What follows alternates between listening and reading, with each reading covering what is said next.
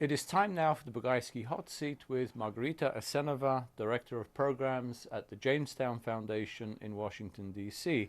Jamestown, by the way, is one of the leading research institutes in Washington that deals with developments throughout the post-communist world. So thank you for joining me on the show, Margarita. I'm glad to be here. Thank you. Margarita and I published a book together on the eve of the 2016 US elections. Examining Russia's subversive activities against its neighbors, but also designed to dismantle the West, to undermine the West. And it was actually very well received. It was called upon in Congress at different times. So we are now working on a major new report for the Jamestown Foundation dealing with the consequences of the territorial proposals and partition debates involving Kosovo and Serbia that we've heard in the last couple of years. So today's program, we're going to be discussing some of the main topics and findings from the work we've done so far. And I'm very happy you're here. You had the time to be on the show to explain to our audience what we've managed to do and what we're planning to do. So can you begin by giving us an overview of the project, its main focus and products and so forth? The project explores the notion of partitions in the Balkans. Not only the potential agreements that apparently failed for now between Kosovo and Serbia, but even the talk about partitions in the Balkans and what could it lead to, what kind of message it could send to neighboring countries, what kind of message it could send to Russia, and how this could be exploited by different actors, both in the region and in Russia, for their own interests. We've thus far held one roundtable in Washington, D.C. with some leading Balkan experts, and we're planning a second roundtable in the region. Can you give us a little bit of detail about what we're planning to do? We're going to issue the first report of the project within a month. After that, we're going to hold a workshop in Pristina with the participation of several analysts from the region, including Serbia, Kosovo, Macedonia, Bosnia and Herzegovina, Montenegro, Albania, and Croatia. We are going to have short papers presented by those participants, and we're going to also have participants from the United States, prominent experts on the region, who could give us their take on the negotiations between Serbia and Kosovo, which are right now in impasse. They have been for a year, and that actually delayed to some extent the implementation of the projects, because we're still waiting for the formation of the government in Kosovo and see where the new government is going to go. And of course, new elections in Serbia coming up as well, exactly, which will also affect. And in Macedonia as well. So let's sort of dissect this thematically, because there's a lot of ground to cover, a lot of questions to cover that we'll be covering in the report in some detail. First of all, then, let me ask this: why did the question of partition, territorial exchange, border adjustments, whatever euphemisms are used, why did this suddenly appear on the agenda a couple of years ago, after so many years of the US in particular, but also European Union and other countries, saying it's off the table, it's beyond the red lines, it's nothing to be discussed? One of the main policy lines of the European Union and of the United States administrations in the past has been the preservation of the borders of the republics that came out of former Yugoslavia. The question of partition is not new. It has been raised before. An entire war was fought in Bosnia in order to partition part of Bosnia, make it part of Serbia. That resulted in the formation of the unit of the Bosnia and Herzegovina Federation, Republika Srpska, which, frankly, and nobody should forget that, was built on ethnic cleansing and mass murder in order to form a Serbian entity in Bosnia and Herzegovina. But the question of changing borders was rejected by the Paddington Commission back in the 90s, in the very beginning of the war.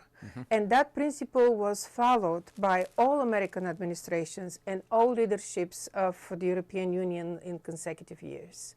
Now, The question of partition of Kosovo is not new. The situation of Kosovo is a little different from what the situation of the republics of former Yugoslavia was. They, in their case, was applied the principle of uti possidetis juris, which is preserving the borders of the entities that form one federation or one big state. That principle was implemented in the former Soviet Union as well.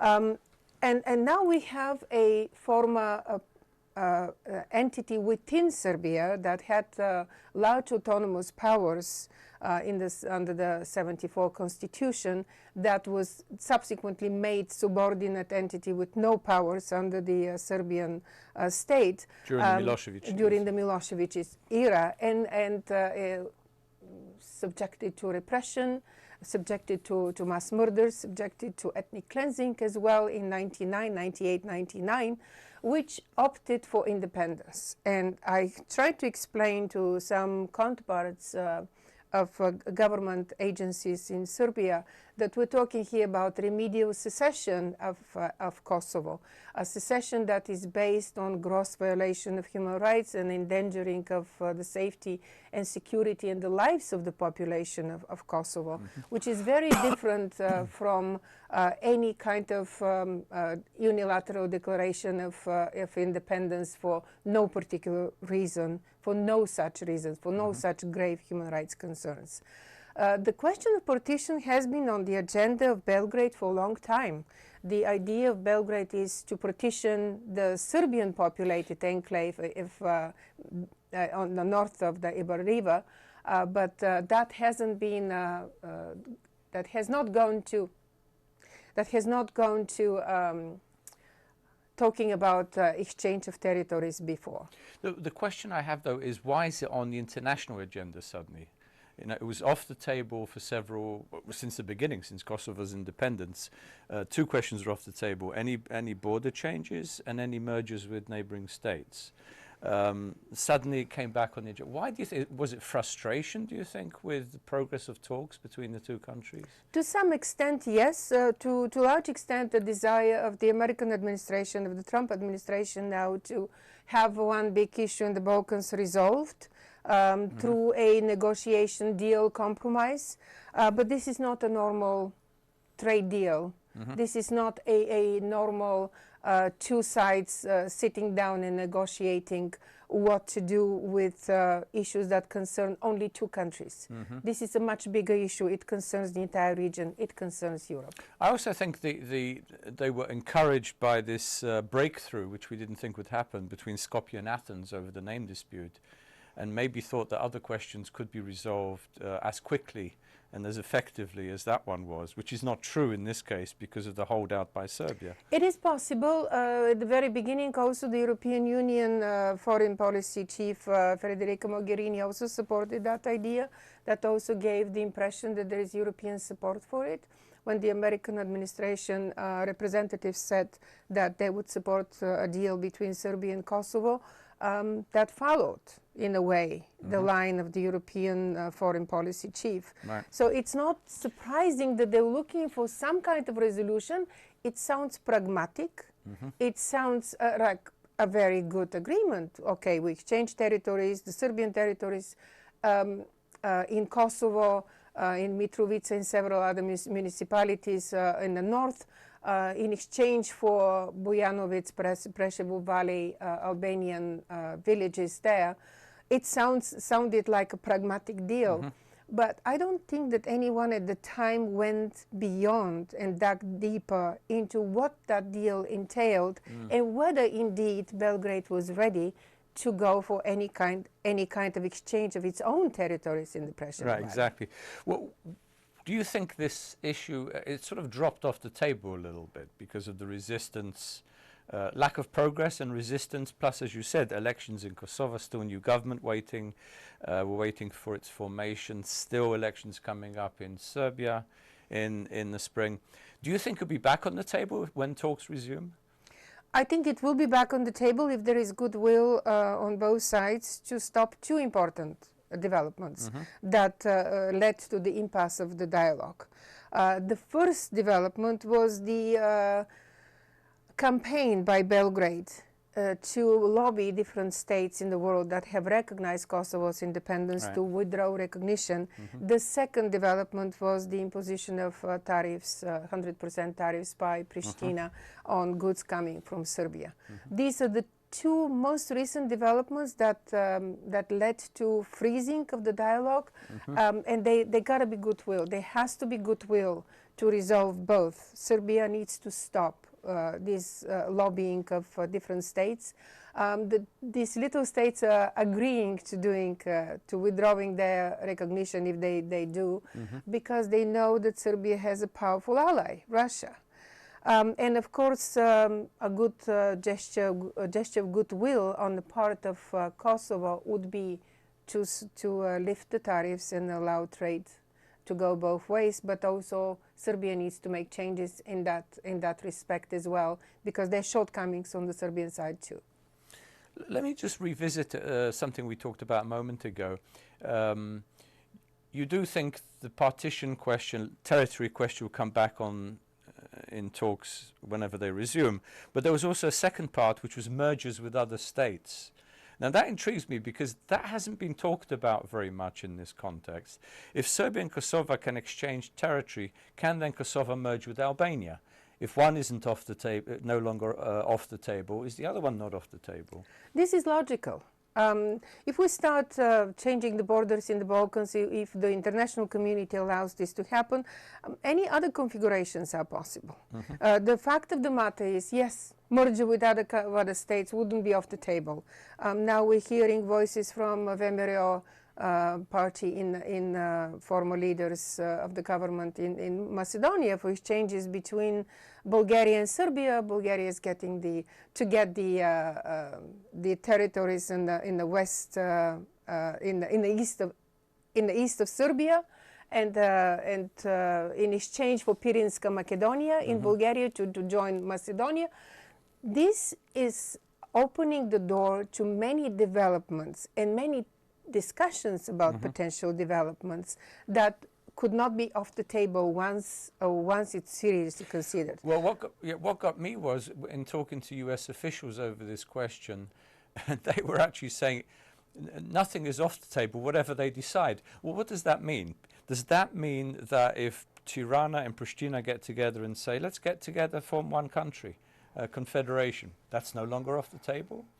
That could not be off the table if any kind of partition is allowed.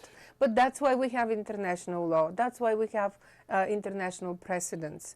That's why we have agreements and treaties to protect both the populations, the independence of the states, their sovereignty, and to help the states that are in a position of Kosovo achieve their utmost potential as independent states, because apparently there is no way back for Kosovo to become again part of Serbia and for Serbia to again have control over Kosovo. Well, you recently spent time in Belgrade for research on these questions, talking to a lot of officials, government officials, as well as independent analysts that are very critical of the government and critical of the proposals. So can you give us a little bit more detail? I mean, basically, you've started talking about this. Would Serbia, in practice, be willing to give up any part of the Preševo Valley or any part of Serbia for parts of northern Kosovo? For decades now, since Milosevic's time, they've been claiming, every government has claimed Serbia as the victim. We'll keep losing territory, we're not going to lose more.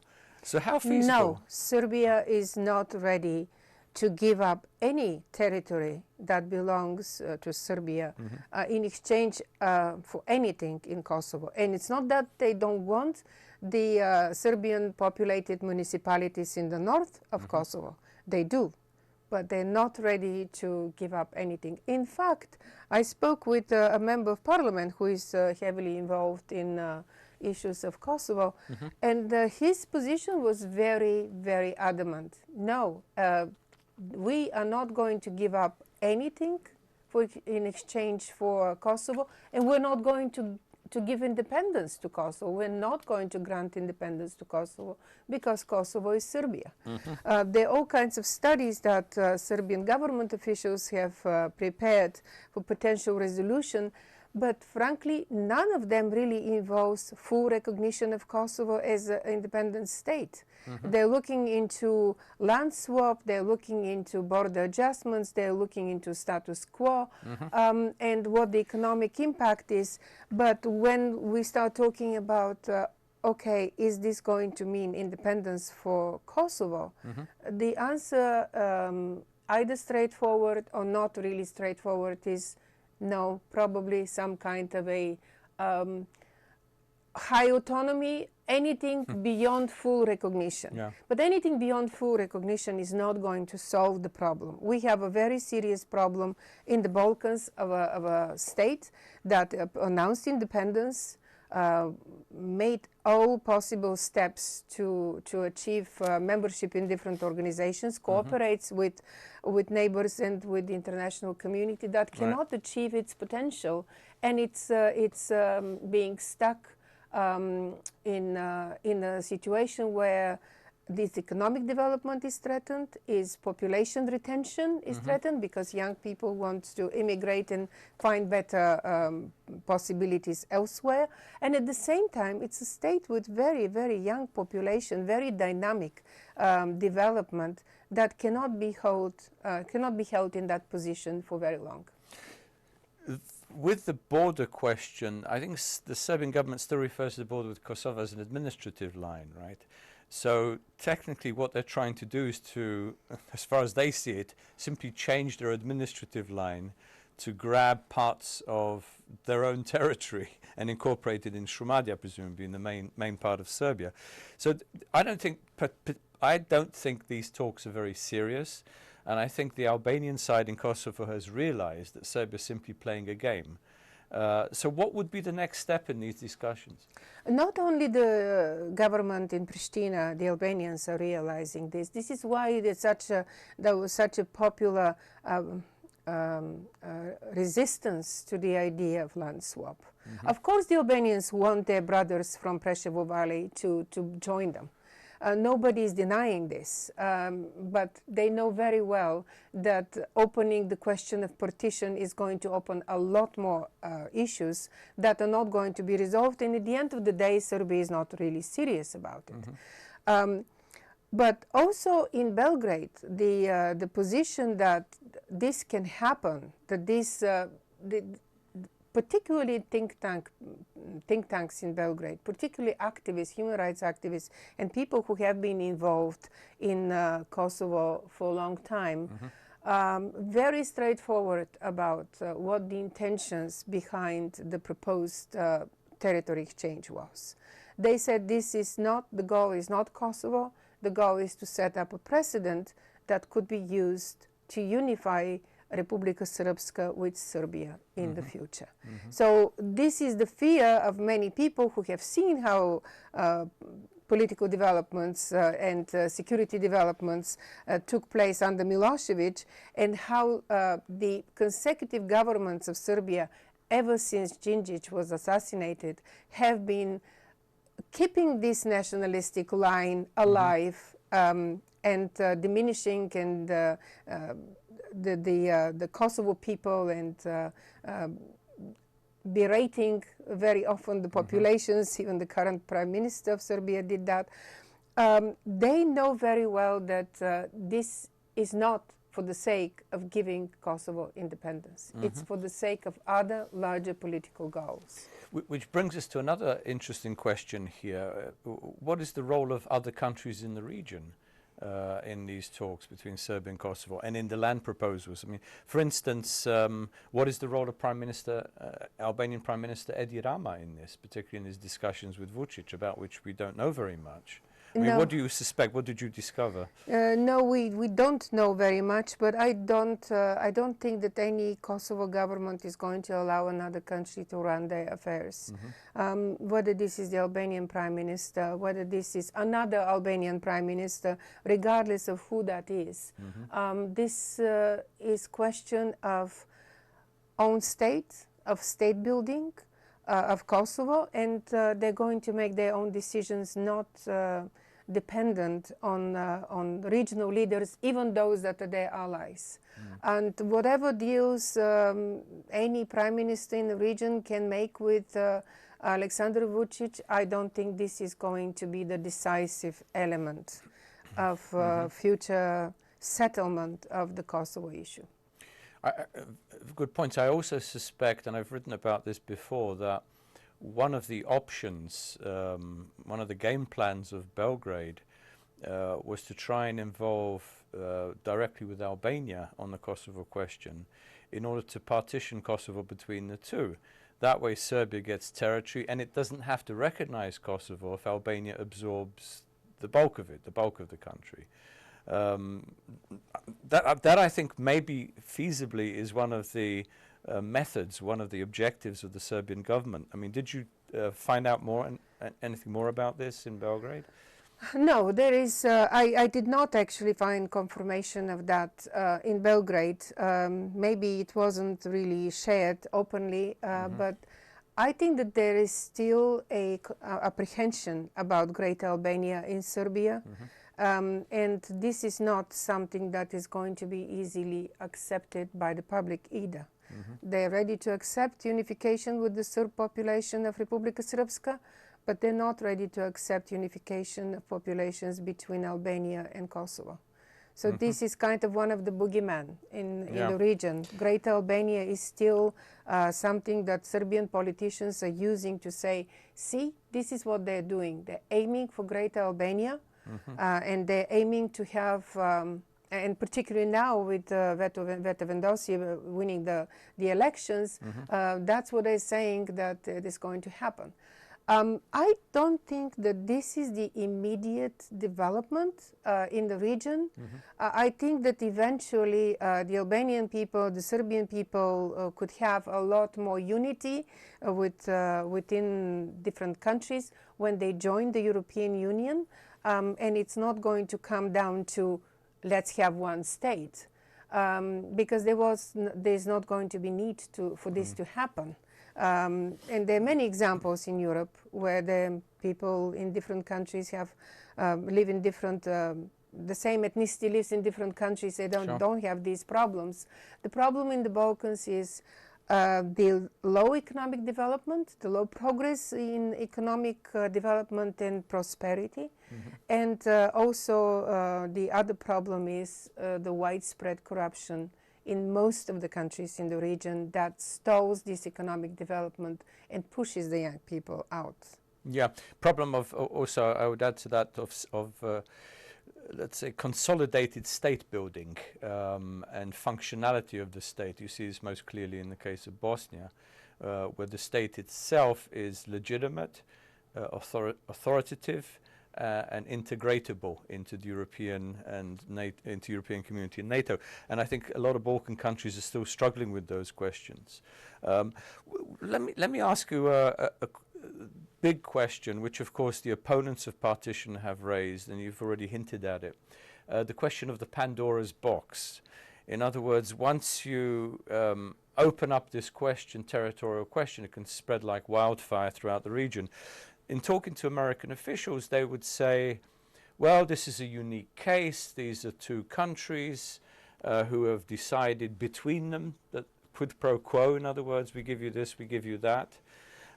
Whereas there's no other case in the Balkans that would involve a similar situation of exchange of territories. Now, you spent some time, the country I want to focus on is Macedonia, North Macedonia. You spent some time in Skopje, and you of course researched this question for many, many years. You mentioned already the potential Bulgaria-Macedonia territorial dispute, which thankfully did not erupt when Yugoslavia was falling apart, because that's another potential hotbed of conflict. But how could this destabilize Macedonia? In other words, if the partition question is back on the agenda between Kosovo and Serbia, how would this affect North Macedonia? Usually partitions, the talk about partitions and the need for anyone to promote partitions comes from internal problems. Macedonia has a large Albanian minority, and it's pretty concentrated in the west of the country, in several big cities, but many of them are in Skopje. Many of Albanian representative of Albanian minority are in Skopje. It's difficult to say how big that Albanian minority is, but it's largely considered about 25%. This is a large minority. No Balkan country has more than 10% of one minority, except for Bosnia and Herzegovina, that's split three ways. Which has three minorities. Yes, there are three constituent populations pretty much, but no other Balkan country has more than 10% minority. When you have more than 10% minority, there are different provisions that need to be made for the political representation, for the economic development, for the education, for language, and so on. And Macedonia has done pretty well in that respect after the Ohrid agreement. But what I hear in Macedonia is it is not fully implemented in the entire scope. On paper, yes, maybe, but Albanians are telling me there are many people that are hired to work by the government, but they don't really work. They just get paid. They're not part of the administration. Or they're telling me the segregation is so significant that Albanian kids don't speak Macedonian. And Macedonians, of course, don't speak Albanian. It's a minority language anyway. But the segregation is so severe, and it hasn't been resolved fully, that any kind of partition that would happen, a precedent would be set, could really inflame Macedonia in that respect, because the Albanian minority could opt for joining Kosovo. In fact, many Albanians are moving to Kosovo to work there. There are more opportunities. It's a more dynamic development, more dynamic society, and they find better opportunities for themselves in Kosovo. So that wouldn't be a surprise at all. But it all depends on internal developments. And this recent development by the European Union, not opening the talks with Macedonia for talks, membership accession, this was a very, very serious setback for Macedonia, because when the expectations are high and they were actually pretty reasonable. There were not high expectations. There were absolutely reasonable expectations that if Macedonia resolves its dispute with Greece, it was a promise almost by there the was European. a promise by Macron as well. Yeah. He assured the Macedonian leaders that this is going to happen, and he reneged on his own word. So this couldn't come at a worse time. It couldn't have come at the worst time. It really derailed the expectations, the future promises, the promises for a better future of the Macedonian people. It derailed a lot of developments in Macedonia, and I was told, I was there before that, and I was told by many Albanians that if this doesn't happen, probably it's very possible that Zaev is not going to win a next mandate. And if the VMRO wins next mandate, they are running on the deal of going back on the promise to go back on the deal with Greece. So this is another very big danger that Macedonia is facing, and it was reversible. It was not necessarily going to happen if Macron did not go back on his promise. And the elections are in April. In April. How do you, I mean, there is a danger from the VMRO side, as you said, that they could renege on the agreement, which would then really open up. That would really be Pandora's box, I would say. I don't think the Albanians are going to agree to that. Macedonia cannot be ruled by one party. Every Macedonian party needs to have an Albanian partner in order to rule. Whether this is the Social Democratic Party or the VMRO, they always have their partner on the Albanian side. Sometimes it's the same partner, as it was in the last two governments. But the Albanian parties would not agree to that, because that would mean complete taking off the table the promise for European Union membership.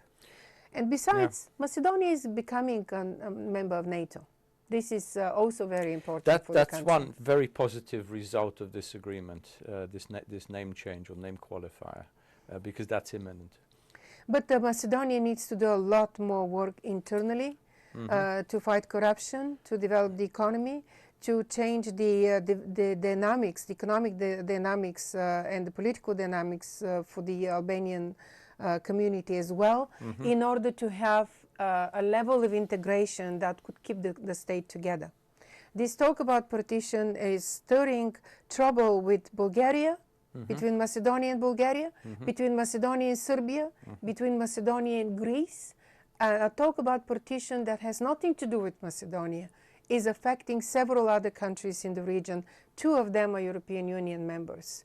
So this is why the idea of partition that was apparently started from a Austrian-based research institute and taken by several think tanks in Belgrade, and then the president of Serbia, Vučić, to push for partition, for exchange of territories. This is why this idea is so detrimental, not only if it happens, but even if it doesn't happen. Simply talking about it and putting forward the idea that it could happen. Right, right. People start making all kinds of plans, all kinds of ideas, all kinds of incentives that talk could demands, stir, yeah. and yes, and a lot of demands. That's the problem. This is why it was surprising that the American administration kind of easily accepted, okay, we'll accept a agreement if there is such. But I think that lesson was learned, and I think that the position of the American administration has changed. I think that the 2 envoys are no longer talking about land swap. Right. I think this is off the table. So now the 2 Belgrade and Pristina have to find a format to what are they going to negotiate over and how this is going to develop in order to have a durable agreement that would include independence of Kosovo. If the independence of Kosovo is not granted by Serbia, there won't be a resolution of the problem. Unless, of course, somebody wants to stir things and brings the debate back on the table. And I'm talking about Russia. But we'll come to Russia in a moment, because I want to say a few words. I just spent, as you know, Margarita, I just spent a week in Bosnia-Herzegovina talking to all sides to try and figure out what the impact would be on that country, which is probably the most unstable. In terms of, as you said, there are 3 populations. All 3 consider themselves the nation-building population. So there really is no minority as such. Let me just make about 5 points about what I discovered actually in Bosnia. The leaders of the Republika Srpska, the Serbian entity, more or less half of Bosnia, they claim that Kosovo in a way is a mirror of Republika Srpska. Even though, unlike Kosovo, as you said, had autonomous status. It went for independence after attempted genocide by the state that was controlling it. The reverse applies in Republika Srpska. Republika Srpska did not have autonomous status, and they committed genocide against the population they expelled and then claimed statehood. So it's in a way, it's the exact opposite of what happened in Kosovo. However, they do see themselves, now they're claiming to the international community, that they're in the same position. So if Belgrade recognizes Kosovo, then everybody should, Belgrade's within its rights to recognize Republika Srpska as independent. So that's one, how they're using Kosovo to legitimize themselves as a state. So that's one part of it. Second point I would make is that leaders in Republika Srpska say they will agree on any solutions between Serbia and Kosovo, because in a way, land exchange suits them. They can say that, okay, Serbia got a piece of northern Kosovo, which is primarily Serb. Why shouldn't they get Republika Srpska if we want to merge with Serbia? So this again raises then the merger question, which we discussed a little bit earlier. Thirdly, I would say this encourages, there's an additional complication here which doesn't exist between Serbia and Kosovo, which is Croatia. This is now encouraging the Herceg Bosniaks, the Croatian population, to push for a third entity, sometimes with the encouragement of Zagreb. particularly the HDZ, the nationalists in Zagreb, at the expense of the Bosnian Muslim Federation within Bosnia-Herzegovina. So that needs to be watched, because here you have a NATO country potentially directly involved in some sort of land swap proposal within Bosnia. Of course, this won't be acceptable to the Muslims, and this would encourage, or the Bosniaks would encourage major unrest. So it appears, I mean, what I understand from all this is how any territorial discussion, border discussion, encourages nationalists, encourages states, whets appetites.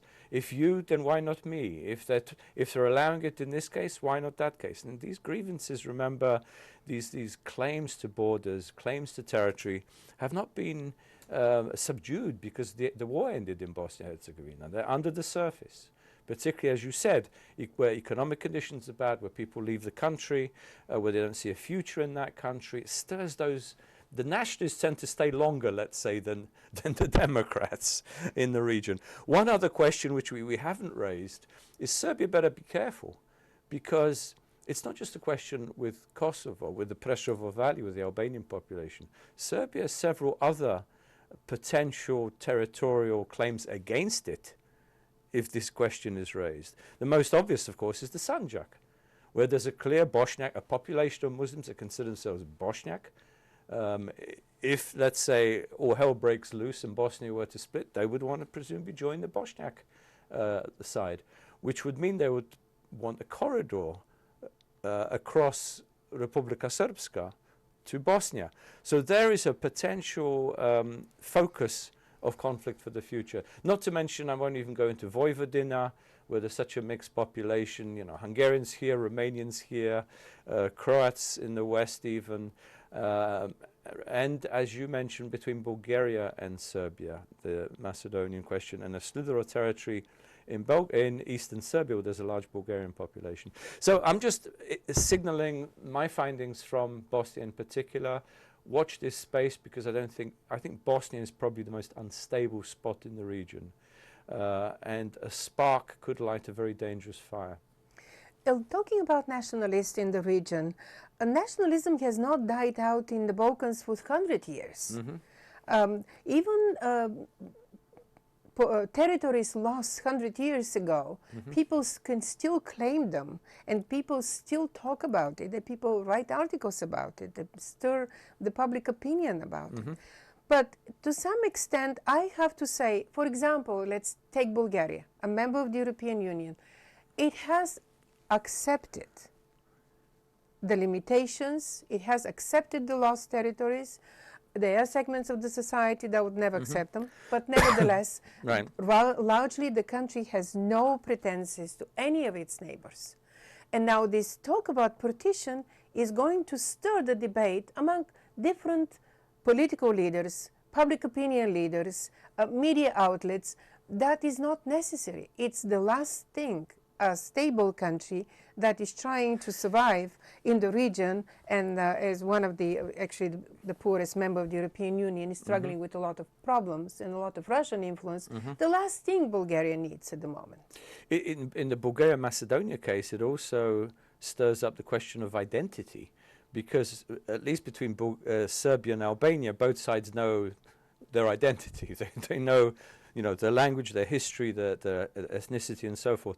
In the case of some Macedonians, some of the Macedonian movements came out of Bulgarian independence movements against Turks. So there is this extra additional identity question. And now there's a question of refusal of recognizing Macedonian language as European language, which is a very bad position. It's a very detrimental position by Bulgarian politicians, because I will put anybody to a test. If one speaker of a Slavic language can teach the other Slavic language in school, probably this is the same language. I cannot teach Macedonian to anyone, because it's a different language. Over the years, as language is a life organism, it has developed into a different language. So all Slavic languages that come from one root, but they are different. And it's time to recognize that. It's time to move on. We can't go back to language development 50 years ago and claim that's the same language. Well, the best example to me of how language doesn't make any difference if you want independence and claim an independent state is the United States of America, where they spoke English but didn't want to be part of the British Empire. That's right. Or even Ireland, which had its own language, which the English suppressed over centuries. The main language was English when they revolted against the British Empire. So language in itself is not the unifying concept that some people believe, particularly Russians. Yes, and particularly since we have minorities that preserve their language in different countries, such as Kosovo, Albania, the Albanians in Macedonia, and other minorities spread around the Balkans that have their language but live in another country. Language is not a precondition for independence, and population distribution is also not a precondition to independence. Exactly. State structures are state structures, and what these negotiations between Kosovo and Serbia should focus is how to make the life of minorities protected, their development allowed, economically, politically, in a social sense, because in my observations, Serbia has done quite a lot for the Serbian minority within Kosovo, a kind of cut-off from the Serbian minority that lives in the north. But those Serbs who live, and they more than half live within Kosovo on the south of the Ibar River, they have made progress very significant in integrating and protecting their rights, much more significant than Serbia has done in the Preševo Valley, in protecting the rights and securing the development of Albanian communities there. Let me turn to the last question I want to discuss. We have still a few minutes, but I want to focus on this Russia, the strategic question. What does Moscow gain? Because wherever I travel, there is some Russian fingerprint. What does Moscow gain from these partition debates and these proposals for territorial changes, both in the Balkans but also in its own neighborhood? Chaos, turmoil, disagreement, conflict. This is what Moscow gains. It's not a strategy based on achieving a strategic goal that is kind of easily understandable to any Western mind. It's a strategic goal that is based on we stir trouble and we gain from it. It's very easy to stir trouble in Serbia. The nationalist feelings, particularly towards Kosovo, is there. They don't even need Russian help for that, because if you walk the streets of Belgrade, you can see all these posters claiming that KLA and NATO are terrorist organizations. Yes, there were a lot of people killed, including Serbian civilians during the war. A lot more Albanian civilians were killed during the war, and this must be addressed.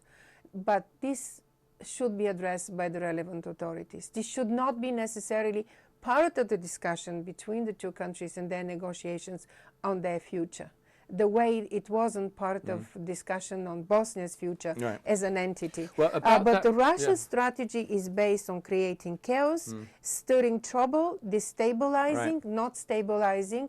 And many people say, well, Russia has no really leverage in the Balkans. I mean, they don't have much trade with the Balkans. They don't really make big strategic investments, huge investments like China does.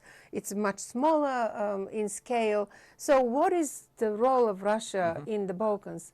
But this is the problem. When Russia can exploit existing corruption, when Russia can exploit existing nationalism and stir it even more, especially through the Sputnik office in Belgrade, that the entire machinery is geared to do exactly that, stir nationalism and stir resentment towards the European Union, because it's not going to make much difference for you. You're better off joining the Eurasian Economic Union. Then Russia has achieved its goals of never allowing, that's the goal, to never allow the Balkans to become an integral part of the European Union, to have relations with NATO, whether membership or other relations, and to be pretty much out of Russia's sphere of influence completely. And I completely agree with you. And I often hear in the region that Russia is a spoiler. It's not a spoiler, it's a strategist. And I would say for Russia, the Balkans are a strategic asset. Not only in creating, as you said, chaos and conflict and preventing this region integrating into Europe, and also trying to keep out the United States because of integration into NATO, where it's often failed. But I think it's also a way of undermining Western cohesion. Yes. In other words, if Western countries are involved, like we're discussing, over debates on territory in which they disagree, and we saw the disagreement between the United States and Germany very visibly during this, Russia gains. Any kind of conflict between the Western powers over the Balkans, Russia gains. I'm convinced that the Balkans are a strategic asset for Russia. It's not just a temporary position. Let me ask you another question, because, and this is interesting, it involves Bulgaria and it involves other countries. We often assume, or some assume, that once a country is in NATO, of course it's a greater degree of security and Article 5, collective defense and so on. Russia does not give up when a country enters NATO. It still wants to subvert. It still wants to extend its influence, because there will be no greater victory for Russia than undermining a NATO state or turning a NATO state against its Western policy towards Russia policy. Can you talk a little bit about this? This is absolutely true, and we're going to see this in Macedonia developing as we're speaking. Actually, these divisions and turning against NATO and so on, that's going to be even more active. Russia is going to be even more active in the future. Its subversive operations are going to continue. But it's interesting about Bulgaria, the way Russia has been trying to promote its military equipment, turn against Bulgaria if they buy F-16s as they did, not allow military presence in the Black Sea. Right. Bulgaria is strategic on the Black Sea, in the Black Sea, a literal country in the Black Sea. So Russia's actions in Bulgaria have been very targeted. They target politicians through economic means, through corruption, through subversive operations, through spying, through distributing money to different organizations to promote Russian goals, through energy projects in particular. Now with the so-called Balkan hub, Russia wants to use it as a Russian pipeline from Turkey to Serbia, and from there to Central Eastern Europe. Through the nuclear power plant, that's going to be completely dependent on Russian machinery, because probably Russia is going to build the reactors. So the hand of Moscow is very long in Bulgaria, and the subversion continues with the help of certain politicians, not least some in a very, very high positions. The Socialist Party in Bulgaria is the main promoter of Russian interests, but the Turkish party, the Movement for Rights and Freedom, became the corporate face, the corporate interests of Russia through a lot of investments and a lot of connections with Russian interests. So it's not, a country is not immune to Russian influence once it becomes a NATO member, unless the politicians are clean from corruption, transparent, and concerned about their populations more than their own pockets. A country can easily fall into serious Russian influence, which could be pretty detrimental. There was a big article yesterday in the New York Times, and there was a really groundbreaking investigation by Bulgarian journalist Hristo Grozev for Bellingcat about the poisoning of a Bulgarian businessman and his son, because they were trying to make a deal to sell weapons to Ukraine. In Bulgaria, he was poisoned twice. And these are cases that are going out throughout Europe. By the way, it's not only NATO member Bulgaria.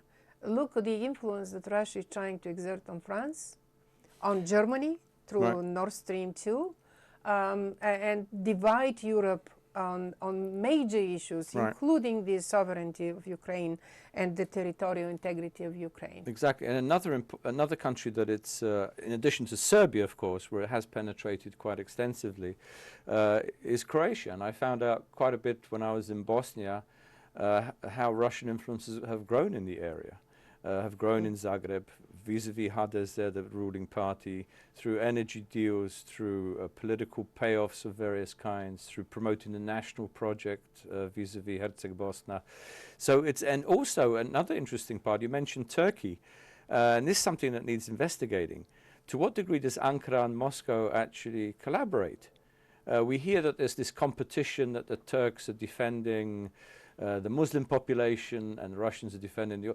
It's not quite that simple, because some of Ankara's best contacts are with Belgrade. I think it serves Russian purposes to have Turkey potentially isolate the Muslim population or bring it into some sort of, let's say, conflict dispute with the Christian populations, talking about neo-Ottomanism and so on and so forth. This, I think, we would also need to explore more in the course of our work. Let me ask a sort of another question that I heard. How does this benefit Russia in its immediate neighborhood? The partition question. Oh, Russia can use that precedent in many cases in the immediate neighborhood. Even if Russia is not directly involved in the frozen conflict, it can use it for Nagorno-Karabakh, for example. It's an easy precedent. Move one territory from one place.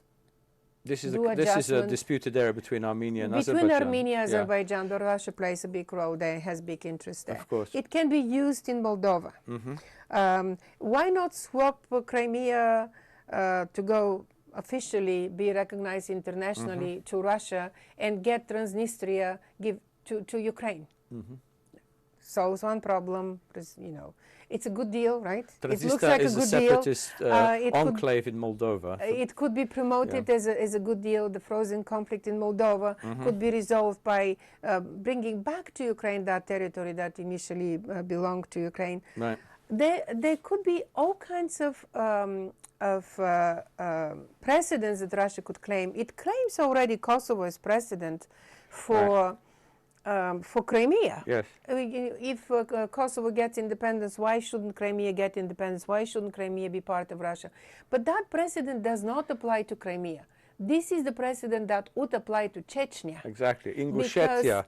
Because this is exactly where Russia committed gross human rights abuses, grave human rights abuses, genocide, basically. Killed thousands of hundreds of thousands of Chechens, and if anyone is could be subjected, could be granted remedial secession, like Kosovo has, should be Chechnya, not Crimea. There were no violations of any kind of human rights of Russian population in Crimea by the Ukrainian authorities. The exact ever. opposite. And the same in Nagorno-Karabakh. They have never been violations of the rights of Armenians in Nagorno-Karabakh ever. Right. I mean, under socialist times, of course. Because we're out of time, but very last question, and we're going to come back to this because there's so much still that we need to talk about. The EU position, for instance, that we haven't really dissected, particularly after Merkel is gone from the scene after 21.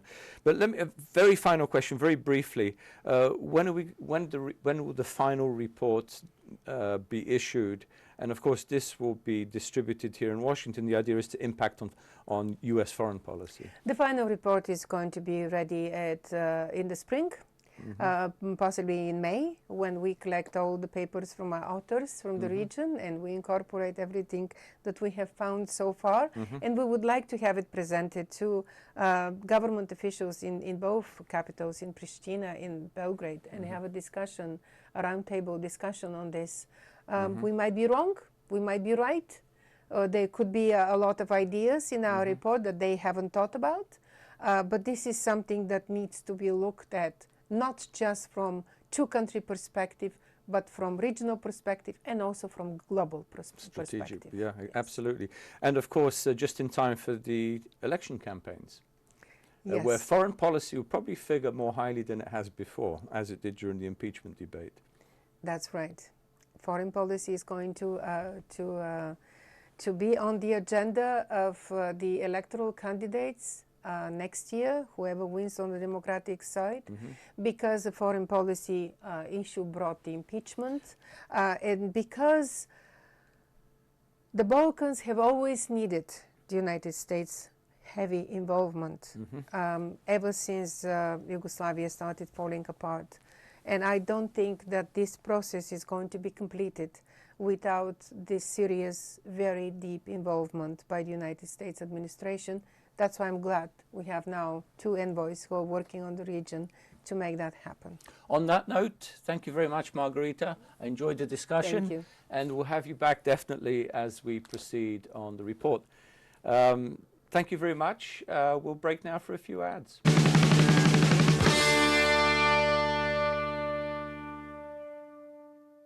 Unfortunately, we have already come to the end of today's show. I have greatly enjoyed being with you and with my colleagues at RTK and at VOA. Good night, everyone. Stay healthy, be productive, and remain optimistic. See you all very soon. Miro Pavshim.